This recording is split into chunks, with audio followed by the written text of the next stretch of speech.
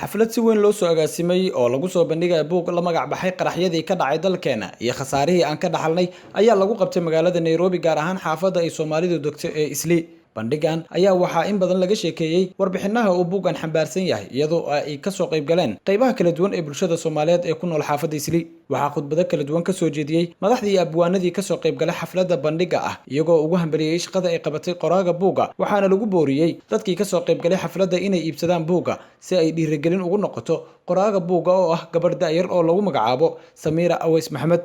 Samira Aweys oo ah qoraaga buuga ayaa waxa ay ka sheekaysay waxa ku dhaliyay in ay buug ka qorto qaar ka mid ah qaraxyadii Muqdisho ka dhacay iyo waliba sidoo kale mowduucyada iyo dhacdooyinka kala duwan ee uu xambaarsan yahay buugeeda iyadoona uga hadashay buugeeda qaybo ka mid ah dhacdooyin badan oo ka mid ah kuwii dalka ka dhacay. ma u maleeyo qofka dhimanaya inuu yahay walaalkiisa Soomaaliyeed, qofka dhaawacma inuu yahay walaalkiisa Soomaaliyeed. taasi hadaan hal mid idinka sheego taariikhda markaan qoray aad igaga ilmeys waxay tahay aniga walaasheeda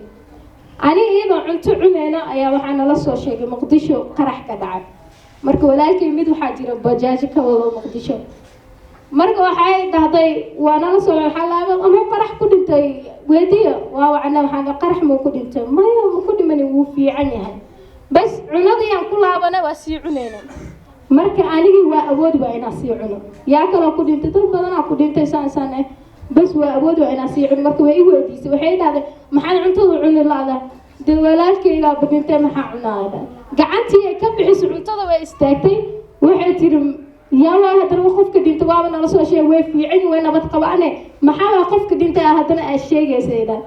de kan dhintay dii walaalkay hooyaday iyo aabay dhashay tusanahay kan Soomaaliya dhintay soo hooyaday iyo aabay ma dhalin. marka ayadii way waxay tiri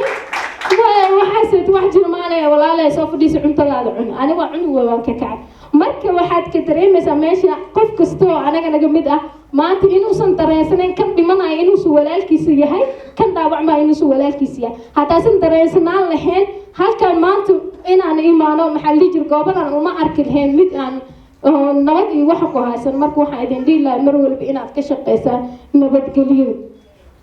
qofka dhimanayo inaad u aragto qofka walaalkaaga Soomaaliyeed waa in bulaarujinaya buugaaneeti kama sheekeenayo kaliya qaraxyadii ka dhacay soo wax inaad ka sheekayso waxa ka wanaagsan reasonkii lagu xalin lahaa inaad sheegto. buugaan wuxuu kaloo ka sheekeenayaa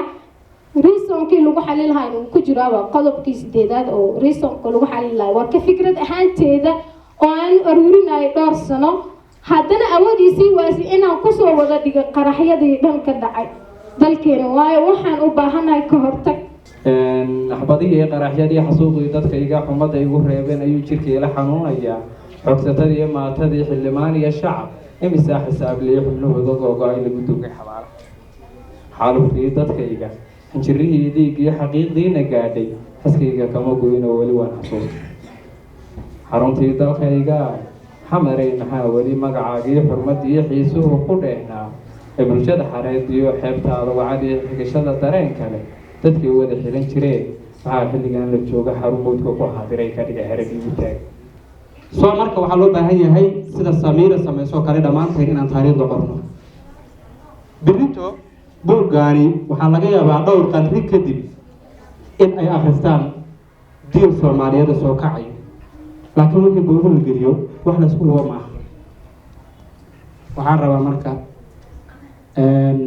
Samiro iyo dhammaan saaxiibadeeda kala soo shaqeeyay oo lambarkood ka yihiin dalsanbaan oo ah dhalinyaro aan aad u jecelahay ana dareemayo inay si qaas ah u soo garab istaageen Samiro oo ayaduba ay kamid tahay. aad baan idinku mahad celinayaa anigoo idinka la saarin maamulkiina iyo libarkiinaba. runtii waxaan leeyahay dhiirigelintu waxay ka bilaabataa hoos. dhalinyaradu hadday si hoose ayagu isu fahmaan waa laga gudbayaa waxyaabo badan oo Soomaalida dib u dhigay way ka mid tahay qabyaaladu. xafladda ayaa waxa ay ku soo dhamaatay qaab aad u degan iyadoo la bogaadiyay shaqadii ay qabatay oo ah qorida buuga iyo waliba in ay joogtayso qorida buugaagta si bulshada Soomaaliyeed ay uga faa'iideystaan qoraalkeeda. buugaan ayaan ahaa midkii ugu horeeyay oo ay qorto iyadoo ballan qaaday in ay sii wadi doonto qorida buugaagta si ay bulshada Soomaaliyeed ay ugu noqoto kayd meel u yaala ugana faa'iideystaan mustaqbalka.